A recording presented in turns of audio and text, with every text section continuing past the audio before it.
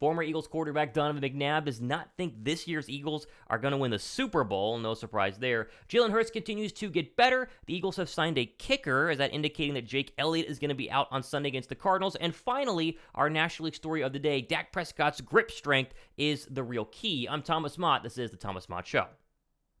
What's up, guys? Thomas Mott here. Welcome into the Thomas Mott Show on a Wednesday as we roll through Week 5 or get ready for Week 5 of the National Football League. A lot is going on, and we're going to dive into, obviously, some Philadelphia Eagle news, but mainly some National League football news as well regarding the current situation with Kenny Pickett being named the quarterback of the Pittsburgh Steelers and the Dak Prescott hand situation, which is a national story but will affect Philadelphia 2 weeks from now whenever they play the Dallas Cowboys on Sunday Night Football. But first, we, of course, start with, as we always do, what is going on with the Philadelphia Eagles, who, by all media outlets, are the best team in the national or the NFC. They're flying high. They're Super Bowl favorites in the NFC. Blah blah blah. All that might be true, but it's not stopping former Eagles quarterback Donovan McNabb from throwing a little shade on them, as only Donovan McNabb can do. He was on 94.1 WIP, I believe, on the Marks and Ike Reese show on the afternoon show on 94.1. And listen, he gives his praise and his credit to this Eagles football team, but there's always that little, I don't know if it's a jab or that little bit of jealousy where he just doesn't want to give somebody, whether it's Jalen Hurts, we talked about that in a show a couple of weeks ago, or the Eagles football team, as much credit as what he thinks his football teams from the early 2000s actually deserve. I'll show you what I mean here. We'll throw it up on your screen. Quote, "It's hard for us, being a part of that year and how special that season, and we felt like we needed one more piece to get over the hump, and we just felt like we got that. I can't say that about this team because from what I've seen over the past 3 years or so, I'll go even 4, I think they are a little bit more than one piece away." So he compares his 2004 team to the current Eagles team, which was the last team to go 4-0 to kind of compare it to this current Eagles team. Here's what he said, though, that to me is a little bit bizarre. Quote, "I personally think that this team, the team this year, just from what we're seeing right now, they're about a year or 2 away. And I say that because I think they have to continue to play together. The core of the players on this particular team are kind of toward the end. The Fletcher Coxes, the Jason Kelces. We were young. We had already been to NFC championships. We were just one piece away from being to 3 NFC championships. This team here is just trying to find a way to get a playoff win. I like what they're doing. They're going to continue to grow. Pieces that no one expected to step up are really stepping up. So I'm excited of the run. I'm just going to enjoy the moment and watch this growth." You see what he does? End quote there. You see what he does? Donovan McNabb, again, I've said this before. I'll go back to whenever I was a kid. I grew up with Don McNabb as my quarterback. I was born in 1996, and so obviously by the time that I was, old enough to watch football, old enough to understand what I was watching, in the early 2000s, that was the quarterback. We rode Donovan McNabb all the way to 2009, and I rooted and cheered for him and considered him one of the best quarterbacks in the league, like most people did for his entire career. But the knock on Donovan McNabb always was you couldn't win the big one. You could get to the big one, whether it's an NFC championship game or a Super Bowl back in 2004, but you couldn't win that one. And hence, because he was never able to win the big one, no one in the national media ever talks about Donovan McNabb literally at all whenever they talk about the best quarterbacks of the past 20 years. Now, he deserves to be in those conversations. He was really, really good. And there's an argument for him being a Hall of Famer. I mean, again, if he won a Super Bowl, he would for sure be a Hall of Famer, but he still should be considered in those categories. The fact he is not has jaded him a little bit. In my opinion, I think that he's a little bit sour towards whether it's Philadelphia, who kind of rejected him towards the end of his career after being traded to the Washington, at the time, Redskins, or just the fact that no one ever really considers McNabb to be one of the greats of the past 20 years. He just likes to continue to take shots at the Eagles. What does he mean here by they're a couple of years away? What is a couple of years away about this football team? And he mentions that they're a little bit old, Fletcher Cox and Jason Kelce. Okay, true. Fletcher Cox and Jason Kelce are old. Who are 2 of the best interior linemen in the entire National Football League right now?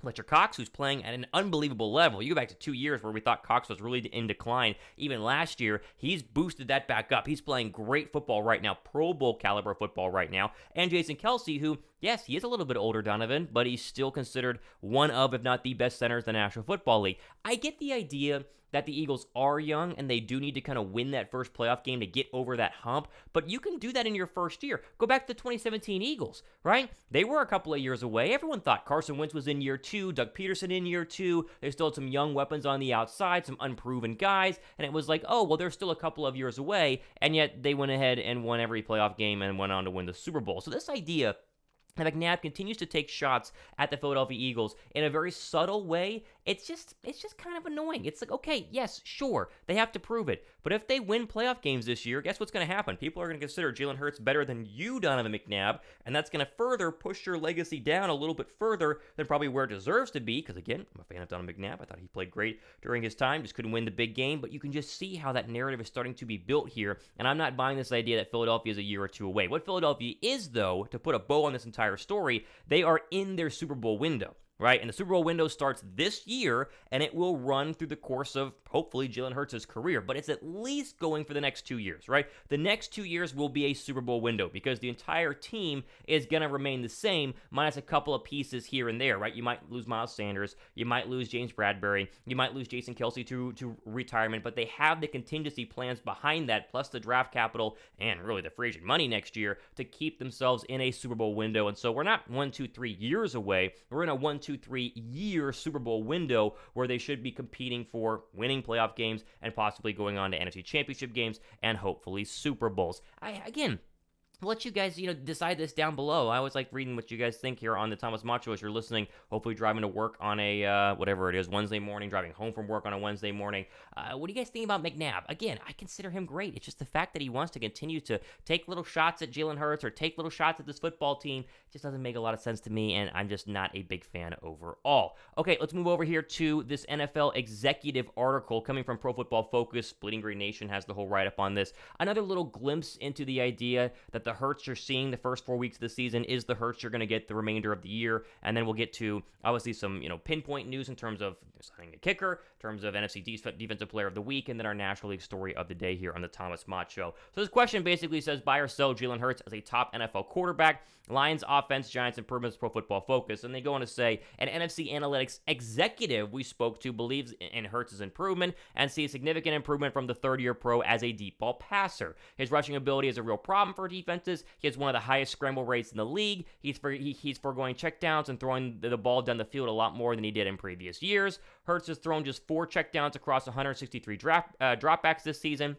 That's down from 23 checkdowns on 592 dropbacks last year. Hurts also has a 92.6 PFF grade on intermediate to deep passes this year. That's up from an 85.7 mark in 2017. His 91.8 PFF grade on deep balls is up from a 75.5 mark last year. So, yes, Jalen Hurts' improvement is starting to get full recognition. If not, it's already there. The big key that a lot of people are missing, because the accuracy is definitely improved, and that's a huge one, the deep ball accuracy. I said a long time ago, there's a video somewhere on a buddy's phone where I thought Jalen Hurts could be the next Russell Wilson. And then when you watch Jalen Hurts the first 2 years of his career, he was nowhere near Russell Wilson because Russell was way more accurate and could throw a deep ball. Well, where are we at right now, right? He's way more accurate this year, and the deep ball has been incredibly better. He's only missed like 1 or 2 deep throws in terms of like, guy was wide open, overthrew him, underthrew him this year so far, whereas you could count on, one hand every single game the amount of deep throws Jalen Hurts would go ahead and miss this past year. So it's fun to see the growth. It's fun to see the development. I think the Russell Wilson early in his career, the first, 8 years in Seattle, with the 2 Super Bowl runs, that comparison is going to come out more and more to where Jalen Hurts is right now, and it's fun to see how the analytics are kind of catch up to that as well. Okay, a couple of quick notes here on the Thomas Mott Show as we keep rolling on a Wednesday. NFC Defensive Player of the Week for 3 weeks in the row, as Hasson Reddick was named that this past week, and so now you're looking at a lot of NFC Player of the Week so far on this defense. Zach McPherson won Special Teams Player of the Week according to Bleeding Green Nation in Week 1. Darius Slay won it in Week 2. That was NFC Defensive Player, not Special Teams.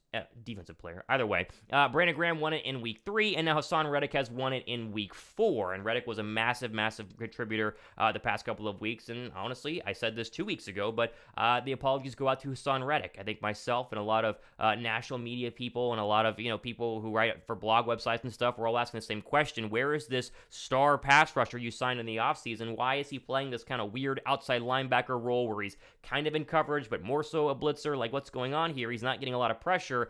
I was asking that question. And then What do you know? He's immediately emerged into one of the best pass rushers in the National Football League. And he's not just getting to the quarterback, he's getting the ball out of the quarterback's hands. And sacks are great. Strip sacks and fumble recoveries are even better on a whole different tier. And Reddick, deservedly so, has gotten a lot of praise for that. He's looked really, really good. And we'll see if Philadelphia can do it, 5 weeks in a row to have some sort of NFC Player of the Week, whether it's special teams, offensive, or defensive. They have a chance against what is an interesting Cardinals football team, but not a lethal Cardinals football team without Nuke Hopkins. We'll talk about that in some future Thomas Mott shows here coming up. Okay, we're going to get to our NFL stories of the day here in just 1 second. I do want to quickly mention that Jake Elliot might not play in Week 5. You see the article here from Bleeding Green Nation. They have signed Dicker the kicker. Yes, Cameron Dicker, the former Texas Longhorn kicker. Remember, was he the guy that did the horns up after the win in the Red River rivalry? I can't remember, but he's a very famous, at least in Texas, at UT kicker. They have signed him to the practice squad, according to NFL insider Tom Pelissero, and this will be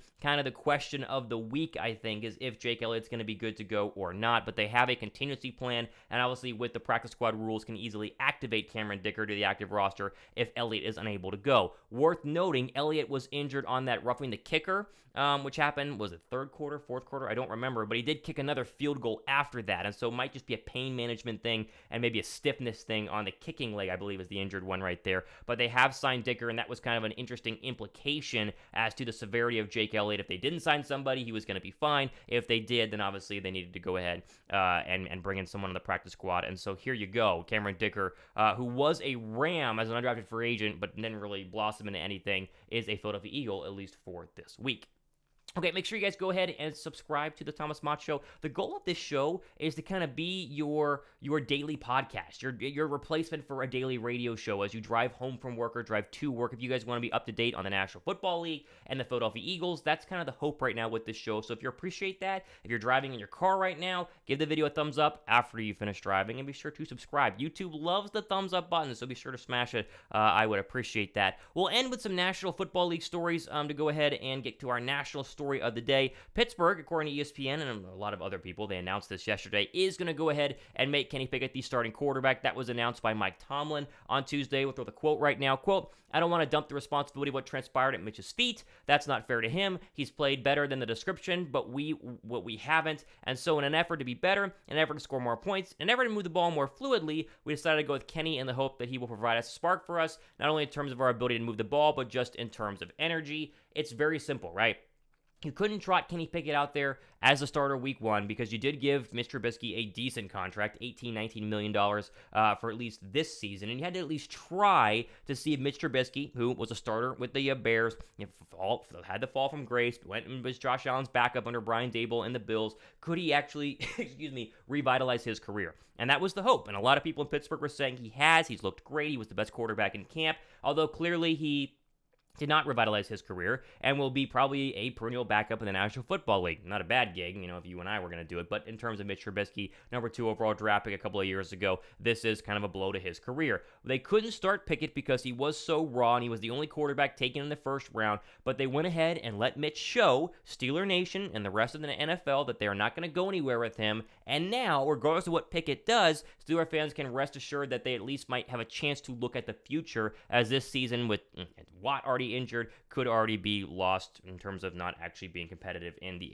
AFC North. So Pickett's the starter in Pittsburgh. It is the right call, and I think it was the right call to not start him week 1 just to make sure that you ran, a full check on Mitch Trubisky to prove that he wasn't ready to go. That way there wasn't any sort of hesitation. If Pickett started out bad, do you bench him for Trubisky to save the season, and so on and so forth. Okay. Final story of the day here on the Thomas Mott Show. It does have to do with the Dallas Cowboys, meaning it does tie into the NFC East in Philadelphia, the kind of the focus, but obviously it's a National League story as well. Jerry Jones did his weekly radio hit on 105.3 The Fan in Dallas to go ahead and update the guys over there and the rest of Cowboy Nation where Dak Prescott is. And being an Eagle fan, as a lot of you guys are, this does impact Philadelphia because the Week 6 matchup in Lincoln Financial Field on Sunday night is less than 2 weeks away. The Cardinals this week and then Dallas. And the question really is, when will Dak Prescott return? Could he return against Philadelphia? Here's what Jerry Jones had to say, quote, I don't know that you could ask for better news technically, physically, and how it's responding, how it's healing, so to speak. So all of those things are on go, and I don't know that that as we bid by to each day, if considering the injury, considering the location of the injury, I don't know that you can make any more progress. There's some things here about healing that, again, I often say only the man upstairs know how that works, but he'll have a big week, and it'll be hard. He'll be hard on himself getting it ready to go. He would go on to say that the grip strength is kind of the issue here, and it'll be kind of a game time decision how well Dak Prescott can grip a football, because it's his right hand and it's the part that really does the gripping. If you're ever throwing football right there, will he be ready to go? As an Eagle fan, you hope Dak Prescott is out for as long as possible because you would like to play Cooper Rush on Sunday night. I know he's played well, but it's the Dallas defense that's been really keeping them in football games and not Cooper Rush in the Dallas offense. But if I'm the Dallas Cowboys, I don't play him this week against the Rams, and I get him ready for Philadelphia Week 6 because Week 6 is going to be a pivotal game where if you're the Dallas Cowboys, you don't want to lose and therefore put yourself in a deeper and deeper hole in the NFC East.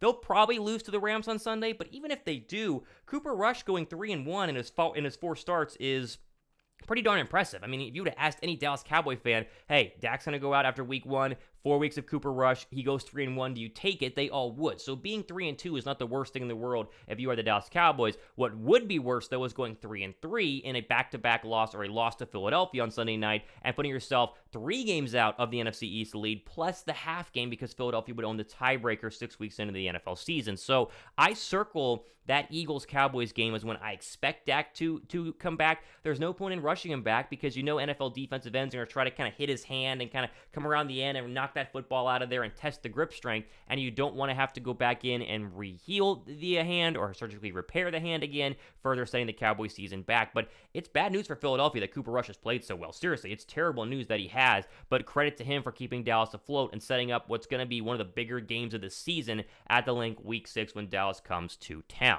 Okay, that is it here on the Thomas Mott Show. We'll have plenty more updates and plenty more news stuff coming up over the next couple of days and weeks, including getting you ready for the Arizona Cardinals, who I keep saying are a weird football team. They're a tricky football team, but are they a threat to taking down Philadelphia's undefeated season? I don't know. We'll talk about that coming up in future weeks. Always follow me on Twitter @RealThomasMott, and always give this video a massive thumbs up. I would appreciate it. That's it for here on a Wednesday morning. This has been the Thomas Mott Show. I'm Thomas Mott. See you guys.